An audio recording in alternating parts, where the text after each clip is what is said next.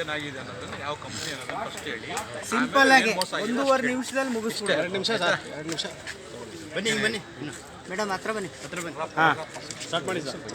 ನಾನು BHELನಲ್ಲಿ administrative officer ಆಗಿ ರಿಟೈರ್ಡ್ ಆಗಿದ್ದೀನಿ. ರೆಮ್ಕೋ BHEL ಹೌಸಿಂಗ್ ಸೊಸೈಟಿನಲ್ಲಿ ನನ್ನ ಸೈಟನ್ನು ತೊಗೊಂಡಿದ್ದೀನಿ. ಅಲ್ಲಿ ಲ್ಯಾಂಡ್ ಮಾಫಿಯಾಗಳು ಬೋಗಸ್ ಡಾಕ್ಯುಮೆಂಟ್ಗಳು ಕ್ರಿಯೇಟ್ ಮಾಡಿ ಇದ್ರ ಮೇಲೆ ನಮ್ಮ ಜಾಗಗಳನ್ನೆಲ್ಲ ಕಿತ್ಕೊಳ್ಳೋದಕ್ಕೆ ಬರ್ತಾ ಇದ್ದಾರೆ. ಆದರೆ ಸೊಸೈಟಿ ನಮಗೆಲ್ಲನೂ Remco BHEL housing society register ಮಾಡಿಕೊಟ್ಟಿರೋದು ನಮ್ಮ ಪರವಾಗಿ ಅವರು ನಿಲ್ತಾ ಇಲ್ಲ. ಕಾರಣ ಏನಂದರೆ ಅಲ್ಲಿ ಸೆಕೆಂಡ್ ಸ್ಟೇಜ್ ಎಕ್ಸ್ಟೆನ್ಷನ್ ಅಂತ ಇದೆ. ಆ ಎಕ್ಸ್ಟೆನ್ಷನ್ನಲ್ಲಿ ಅವರೇ 15 ಖಾತಾ ಫೇಕ್ ಖಾತಾಗಳು ಫೇಕ್ ಟ್ಯಾಕ್ಸ್ ಪೇಡ್ ರೆಸಿಪ್ಟ್ ಮಾಡಿ ರಿಜಿಸ್ಟರ್ ಮಾಡಿದ್ದಾರೆ. ಅದು ಯಾವುದಂದರೆ MLA ಕೃಷ್ಣಪ್ಪ ಅಣ್ಣಂದು ಜಾಗ. ಆ ಜಾಗನ್ನ ಅವ್ರು ಸತ್ತೋಗಿಬಿಟ್ಟಿದ್ದಾರೆ. GPA ಕೊಟ್ಟಾದ್ಮೇಲೆ ಸತ್ತೋಗಿರೋ ಹೆಸರಿನಲ್ಲಿ ಅವ್ರು ಮಾಡಿರೋದ್ರಿಂದ ಇವರು ಸೊಸೈಟಿಯವರು ನಮ್ಮ ಪರವಾಗಿ ಬಂದು ನಿಲ್ತಾ ಇಲ್ಲ.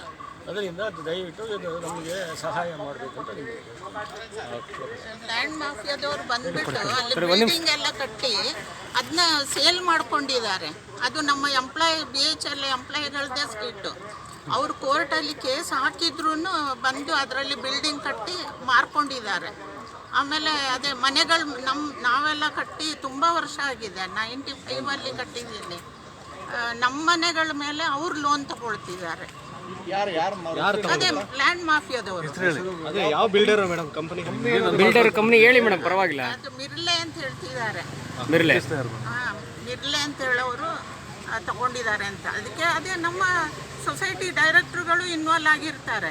ನಮ್ಮ ಸೊಸೈಟಿ ಸೈಟು ಅಂತ ಕೊಟ್ಟ ಮೇಲೆ ಅವನು ಅಷ್ಟೆಲ್ಲ ಮಾಡಬೇಕಾದ್ರೆ ಅವನಿಗೆ ಇವರು ಏನಾದರೂ ಸಪೋರ್ಟ್ ಮಾಡಿರ್ತಾರೆ.